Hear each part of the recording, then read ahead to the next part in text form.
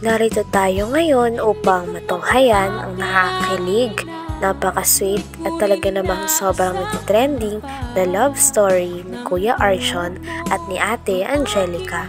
Sa pagpapatuloy ng ating istorya ay kakaiba naman ng vlog na ito sapagkat magkakaroon ng makeover si Ate Angelica. Umaga pa nga lang noon nung nagkita si Kuya Arjon at si Ate Angelica sapagkat ihahatid at aantayin ni Kuya Arjon si Ate Angelica para sa kanyang makeover. Excited na nga noon si Kuya Arjon sapagkat gusto niyang makita na ma-makeover o mas lalong gumanda si Ate Angelica. Habang patagal ng patagal ay mas nagiging sweet na nga ang dalawa. Talagang nakayakap nga noon o nakakapit si Ate Angelica kay Kuya Arjon. Pansin nga din ng mga fans na mas lalo na silang nagiging komportable at mas nagiging sweet sa isa't isa kahit sila ay nasa public. Pagtapos naman noon ay nakadating na nga sila sa salon kung saan mag-makeover na nga si Ate Angelica. Kamu lang nanay ko dahil ka. Ada. Kamu na sa Balong Santos. Ang ganda na oh. Okay na po.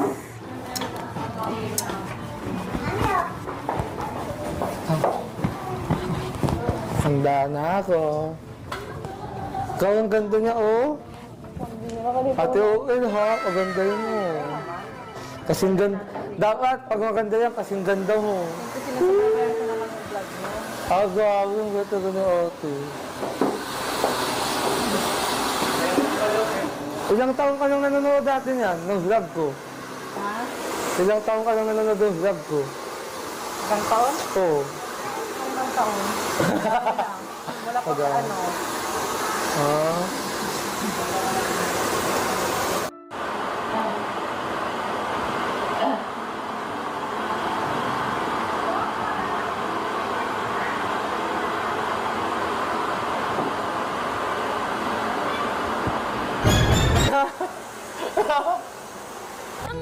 Grabe at tuwang-tuwa nga si Ate Angelica sapagkat first time niya lamang naranasan ang ganitong makeover. Pinapaliguan muna ang kanyang buhok, saka pinatuyo at nilagyan naman ng mga iba't ibang treatment.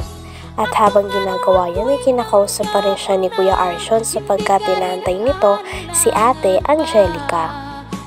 Pagkatapos naman nun at may inaantay lamang na treatment sa buhok ni Ate Angelica ay kinantahan naman ni Kuya Arjon si Ate Angelica. Sabi naman ni Ate Angelica ay salamat daw sapagkat napakagaan sa loob ng boses ni Kuya Arjon. Pinapanalangin lagi tayong magkasama. Hinihiling bawat oras kapiling ka. Sa lahat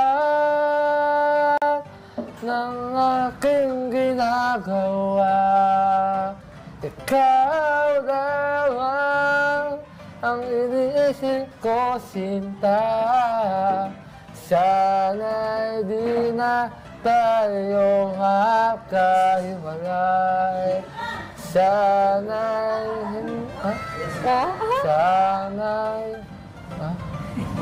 ay kahit kailan ikaw lamang ang aking minamahal. Ikaw lamang ang tangi kong inaasam.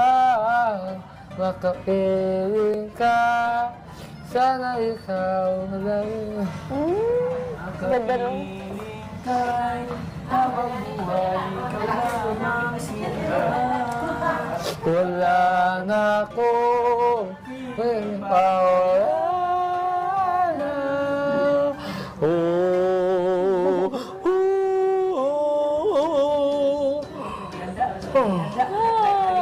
pawala.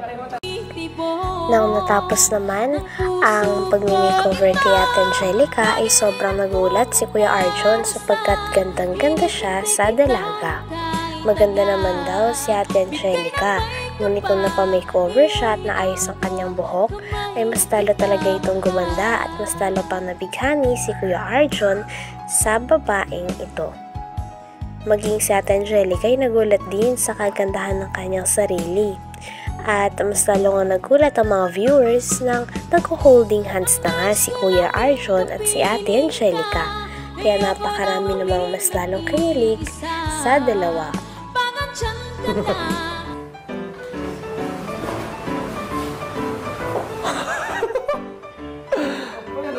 Grabe. Ganda na ng buhok. Yayamanin niya. Layaman na. Thank you po. Ano sabi mo? Kamusta ka? Grabe, ganda. Ay. Hindi na ako nakatulog. Grabe, dapat pala hindi na ito inaluhan. Kung gato lang din ang maanasan ko. Grabe, natulala ako sa agandahan mo. Oo. Seryoso nga.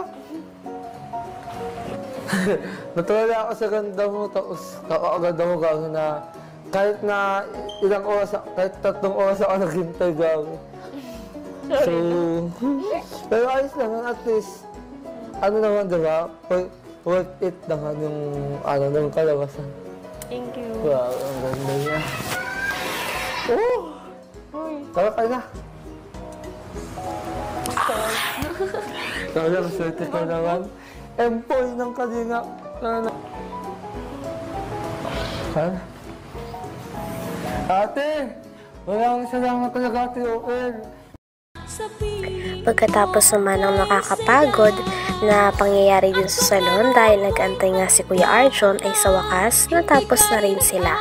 Inabot lamang nila ang kanilang bayad doon sa cashier at nagpasalamat nga si Kuya Arjon dahil pinagandi nila ang pinakamamahal ni Kuya Arjon na si Ate Angelica. Nagbigay pa nga ng tip si Kuya Arjon doon sa gumawa at nagpaganda kay Ate Angelica. Pagkatapos naman nito ay nag-decide naman ang dalawa na kumain na. Ngunit this time, napakaganda ng kanilang kakainan sapagkat ito ay sa Samgyeopsal o Korean store. Korean restaurant na first time matatry ni Ate Angelica kasama si Kuya Arjon. Nakakatuwa nga ang dalawa sapagkat hindi sila nakakalimot sa pagpipray sa tuwing kakain sila. Dito ang pagkain. Oh, yung wag mo. Kasi dito tayo mag-iyaw. Thank you. Okay, no? Asal, Napaka-gentleman talaga ni Arjon. saan ba naman? Ikaw, ang ganda-ganda ka no. Guys, wala. Ko.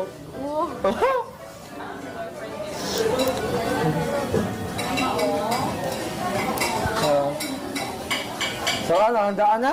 Yeah, wala na ako mag-bookback, charot. Ito, sana umaubos ko po. Sana umaubos ko wala itong pagkain dito. Ano, kanina nagugutom ka ngayon, Oo. papakainin ka ni ko tatang marami. Kaya nga eh. Kaya iwan natin. Bawal mag-take out. Oo, baka mag-take out. Anong gagawin, di ba? Bago tayo kumain, Free. Oo, okay. So ano, handa ka na? Panginoon, nakauwi sa lahat. Kaya salamat po sa inihandog ng pagkain at sana maubos po namin ito ng ayaka. Medyo kasi napakadami. Pero alam kong kaya nito.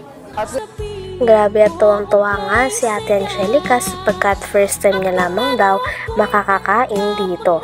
Kaya todo pasalamat siya kay Kuya Arjon at kay Kalingap Tata.